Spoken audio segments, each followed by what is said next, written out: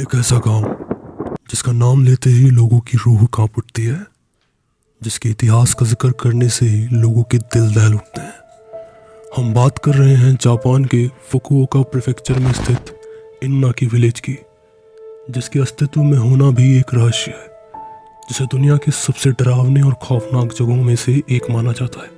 इतिहास गवाह है, यहाँ जो भी आया वो कभी जिंदा वापस लौट कर नहीं गया। कहा जाता है कि उस गांव के अंदर जाने के लिए एक ऐसा टनल मौजूद है जिससे इंसान टाइम ट्रेवल यानी समय यात्रा कर सकता है, और उसी टनल के जरिए इंसान गांव में प्रवेश करता है, जहां पहुंचते ही उसके साथ कुछ ऐसे हादसे होते हैं जो इंसान कभी कल्पना भी नहीं कर सकता।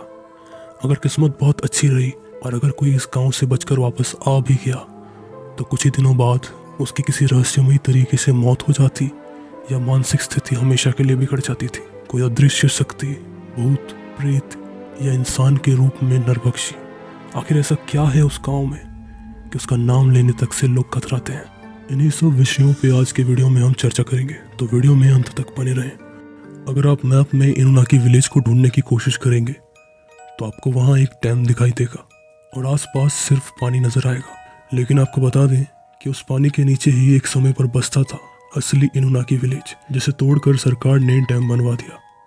इतिहास के पन्नों को अगर खंगाला जाए तो पता चलता है कि 100 साल पहले जापान के फुकुओका शहर में जातिवाद अपने चरम सीमा पर था, जहां ऊंची जाति के लोग अपने ऊंचे ओहदे का फायदा उठाते और अपने से छोटी जातियों को प्रताड़ित किया करते थे। लोगों को उनकी कास्ट की वजह से भेदभाव का सामना करना पड़ता। अलग या छोटे कास्ट के होने की वजह से इनकी बेसिक जरूरतों को भी इनसे छीन लिया गया और इन्हें इतना परेशान किया गया कि इनके लिए वहाँ जीना भी मुश्किल हो गया था। अंत में उन लोगों ने गांव छोड़ने का फैसला किया और इनुनाकी पहाड़ के जंगलों में अपनी एक अलग कम्युनिटी बनाकर रहने लगे। उन्हें कतई पसंद नहीं था कि कोई और कम्युनिटी या बाहरी इंसान उनके गांव में आए। उनके दिल में बाहरी समाज के प्रति बदले की भावना जाग उठी थी।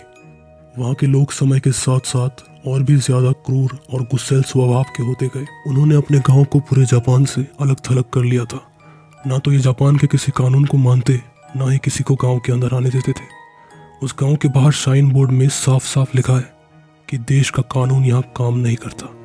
इसके बाद कहा जाता है जो भी उस गांव में आया उसे वो लोग जान से मार दिया करते थे। समय के साथ साथ जापान से कट ऑफ रहने की वजह से उन्हें खाने पीने से लेकर स्वास्थ्य की काफ़ी समस्याएं हुई। उस गांव में पैदा होने वाले बच्चे कई बीमारियों के साथ जन्म लेते थे, जिस वजह से कहा जाता है कि लोग शैतानों की पूजा करने लगे थे। यहाँ तक कि वे जादू टोना और विच क्राफ्ट्स तक सीख चुके थे और धीरे धीरे इविल स्पिरिट्स के चपेट में आते गए और उस गांव में आने वाले हर विजिटर्स को शैतान के आगे बलि चढ़ा दिया करते थे या उन्हें मारकर उनके मांस को भी खा जाया करते थे। इन्हीं हादसों से गांव के लोगों का खौफ दूर दूर तक फैल गया। अब लोग इनके बारे में बात करने से भी घबराने लगे। माना जाता है कि वहाँ के लोग धीरे धीरे समय के साथ अपनी बेसिक नीड्स को पूरा नहीं कर पाने की वजह से भुखमरी और ना जाने ऐसे कई बीमारियों से मारे गए, जिसके बाद कहा जाता है कि उनकी आत्माएं उस गांव में हमेशा के लिए भटकती रही।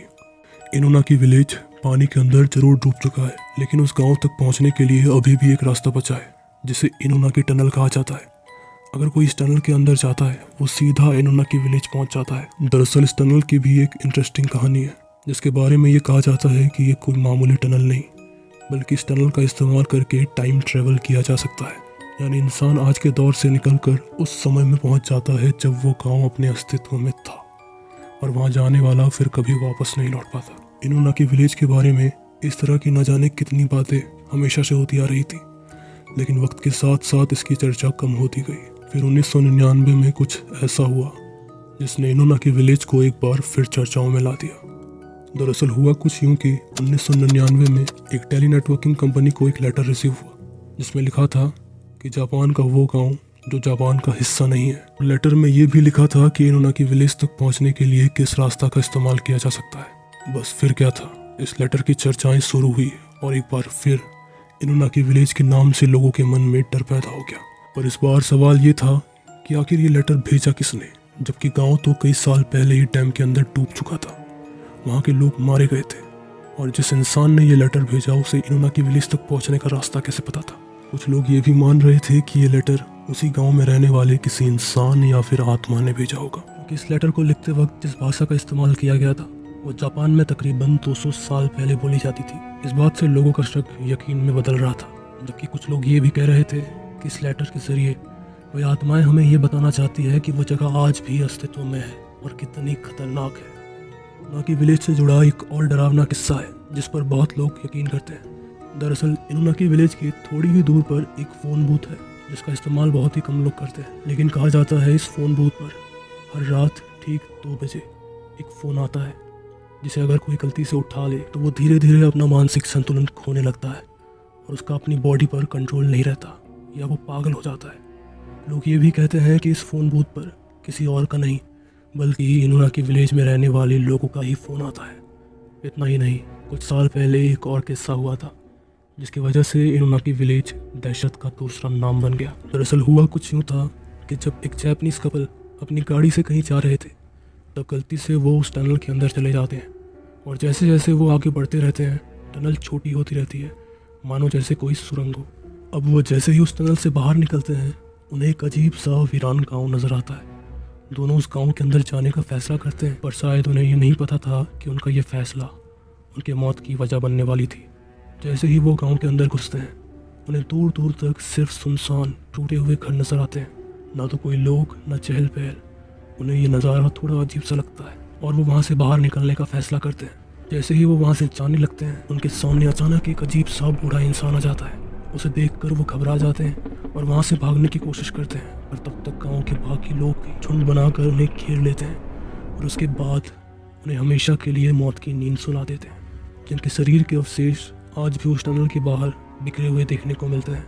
अब जो लोग कई साल पहले ही मर चुके थे वो वापस कैसे आ गए, और जो गांव कई सदियों पहले ही डैम बनवाने की वजह से पानी के अंदर डूब चुका था वो वापस कैसे अस्तित्व में आ गया, ये सबसे अजीब बात थी।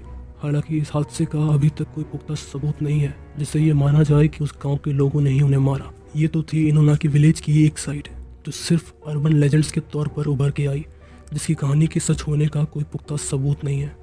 पर अब अगर इसकी दूसरी साइड की बात करें तो ना तो ये टनल कोई पोर्टल है, ना ही समय यात्रा करवाने वाला द्वार, बल्कि ये क्रिमिनल्स के छुपने की जगह और उनके क्राइम स्पॉट्स हुआ करता था, जहां एक समय पर क्राइम्स के कई हादसे सामने आया करते थे, जहां लोगों को मारकर उनके शरीर को इस टनल के बाहर फेंक दिया जाता था। इसी वजह से जापान सरकार ने उस टनल के आसपास जाने पर बैन लगवा दिया। आपको जानकर हैरानी होगी कि इनुनाकी विलेज के ऊपर कई फिल्म बनाई गई जा चुकी है, जिनमें से हाउलिंग विलेज सबसे ज़्यादा फेमस हुई थी। ये फिल्म 2020 में आई थी। हालांकि इनुनाकी विलेज पर जितनी भी फिल्में बनाई गई है उनमें कहानी अलग अलग दिखाई जाती है और इन कहानियों का वास्तविकता से दूर दूर तक संबंध नहीं है। खैर, इस जगह के बारे में आपकी क्या राय है हमें कमेंट में ज़रूर बताएं। इस वीडियो में हमने आपको जो भी बातें बताई वो सिर्फ आपके इन्फॉर्मेशन और एंटरटेनमेंट पर्पज़ के लिए बताई गई है। इससे हमारा उद्देश्य किसी तरह के अंधविश्वास या अंधश्रद्धा को प्रचलित करना नहीं है, तो इसे सिर्फ इन्फॉर्मेशन और एंटरटेनमेंट के हिसाब से ही लें। और अगर आपको यह वीडियो पसंद आया और ऐसे ही वीडियोस देखना पसंद करते हैं तो हमारे चैनल को सब्सक्राइब करके बाजू वाले बेल आइकन को भी प्रेस करें ताकि आप हमारे आने वाले वीडियोस को मिस ना करें।